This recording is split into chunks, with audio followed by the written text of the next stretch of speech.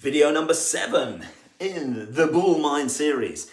In this series, what I do is try to tease and extract some of the things that are in my brain that have made my mental game good and try to help others in that game. So we've covered 6 different things. Now we're going to cover number 7. Now number 7 is the use of anchors. What in the world is an anchor? Well, of course, it's something on a ship. But it's also something that goes very, very well with the mental game. An anchor is, when it comes to the mind, it's something that is sealed within the filing cabinet of your brain.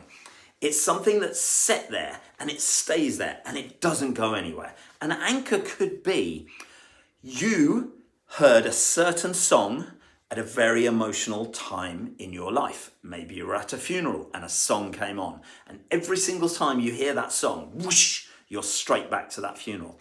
It could be the smell of Malibu. Maybe you got absolutely trashed when you were younger, and woof, the smell of Malibu kicks you straight back there. You feel a bit nauseous. Oh, Malibu, no, I hate it. This is an anchor in the brain. It can be music, it can be smells, it can be sounds, it can be phrases that people have used, it could be a picture, anything. There's lots and lots of things that occur with anchors.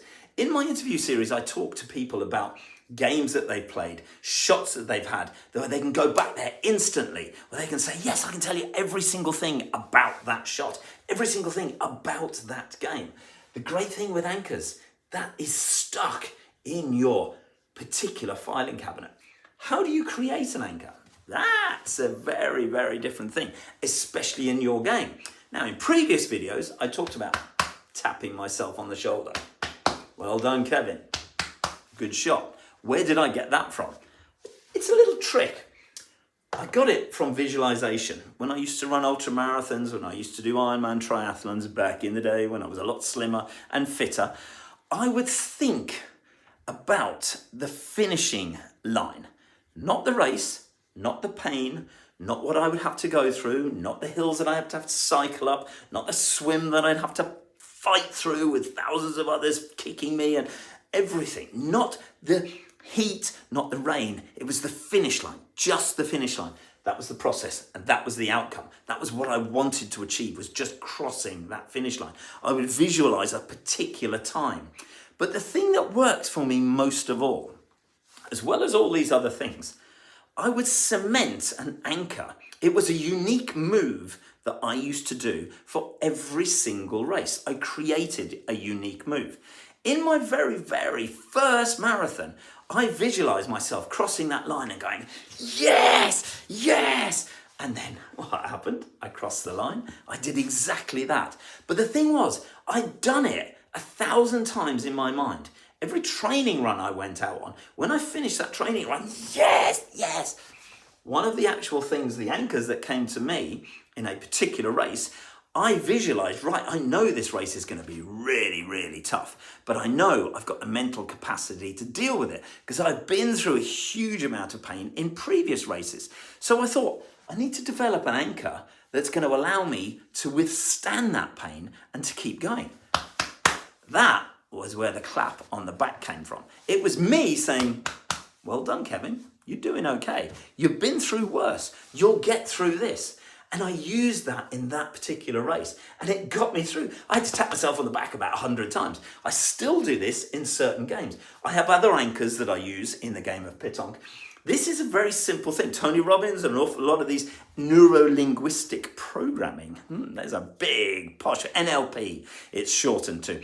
They talk about creating an anchor using your thumb and your index finger. So you create an emotion, you create a state, you bring yourself back to a particular shot, you bring yourself back to a particular scenario when you were doing really well. You remember it. You remember who you were playing against. You remember all of these things. And then you squeeze your thumb and forefinger together. That creates an anchor.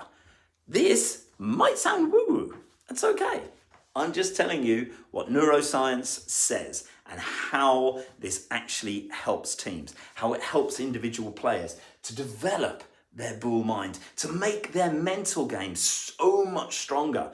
Create your own anchor, use it as often as you can. So whenever you play a really good shot, squeeze that thumb and forefinger together, crack those balls together, clap yourself on the back, tip your hat, whatever it is, do something so that there is a consistent thing that you do every single time that you have achieved exactly the outcome that you want when you followed your process and it has delivered the result that you want.